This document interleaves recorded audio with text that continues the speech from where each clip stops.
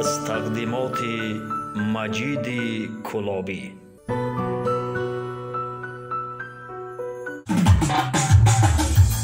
گر بمیرم در غریبی تاجیکستانم بره، مرده‌ای من پیش چشمی مادری جانم بره. گر بمیرم در غریبی تاجیکستانم بره، مرده‌ای من پیش چشمی مادری جانم بره. تا بگیرید آخرین بار بشنوم آواز او، تابوتی من را به کلاه پیش خویشانم بره، پیش خویشانم بره.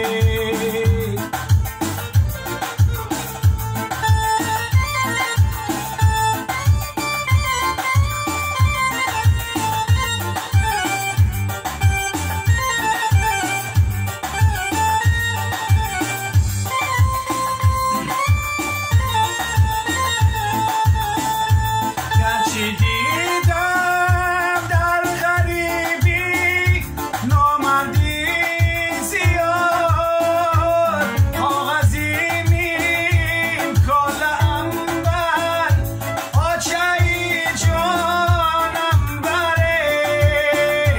گرچه دیدم در غریبی نامردی زیاد، کاغذی کاله عنبر آچه جانم بره. گر بمیرم در غریبی تاجیکستانم بره، مرده‌ای من پیش چشمی مادری جانم بره. تا بگیرید آخرین بار بشنوم آواز او، تابوتی من را به کلاه پیش خویشانم بره.